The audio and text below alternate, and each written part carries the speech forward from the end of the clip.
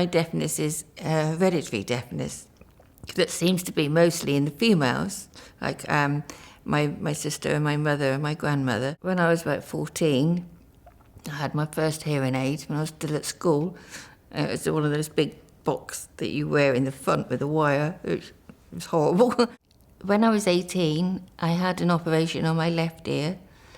But after the operation, I got infection that was quite severe, and I ended up losing the whole hearing on that ear. So from then on, I've never heard on my left ear.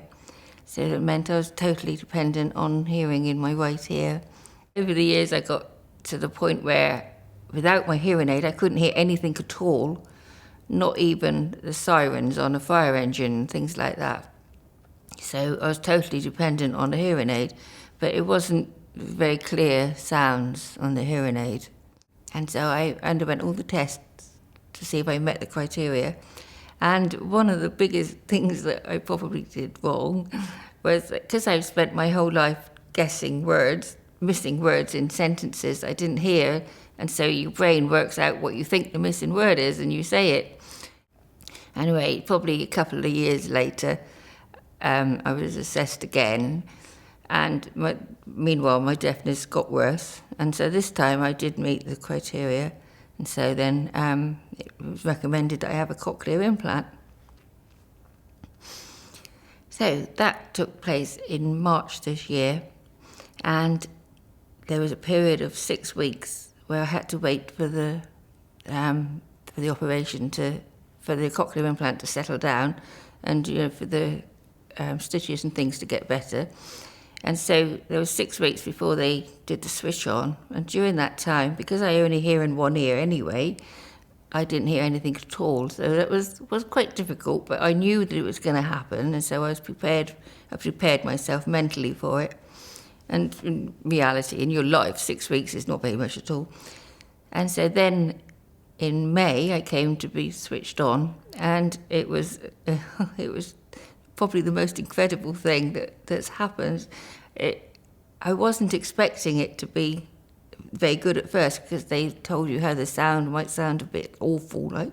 Anyway, they switched it on, and straight away I could hear the voices, and it was all very, very loud. It sounded very loud, because bear in mind I've been in silence for 6 weeks, and it also sounded very robotic and metallic, and when I spoke, my own voice sounded so horrible. I thought, I can't stand this. But anyway, obviously I knew it would settle down. It was just, I did not expect to hear all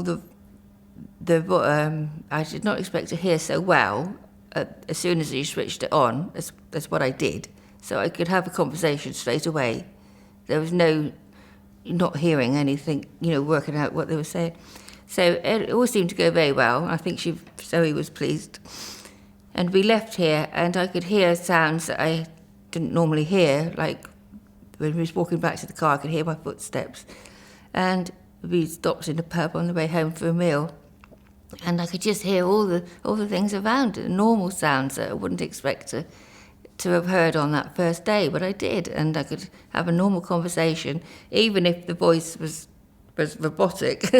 I could still hear what it was.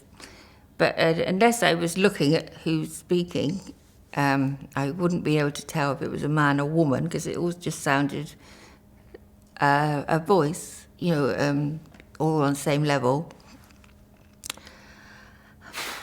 And so there is lots of new sounds at first. One of the things that I noticed when I was in the house with just no other sounds going on, was there was this funny noise in the kitchen. I couldn't work out what it was, and it was the clock, and it was only a battery clock. I wouldn't have expected it to make a noise, but it was making a noise. I could hear it, and we went out for walks and things, because my husband and I like going out for walks.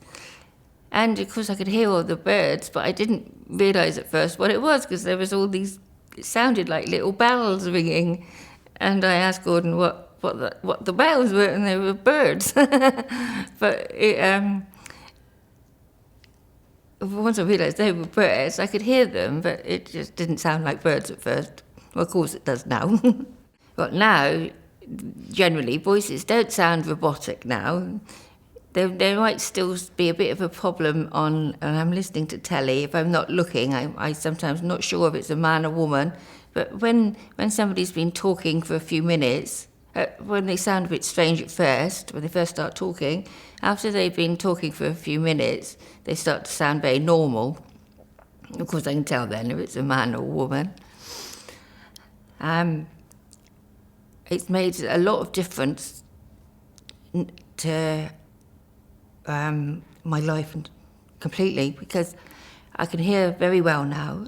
I can hear from a distance. If my husband's actually in another room, I could still hear him.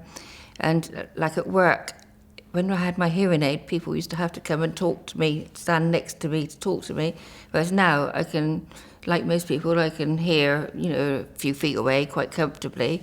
And so I'm more involved in all what goes on, and it's made me feel more confident.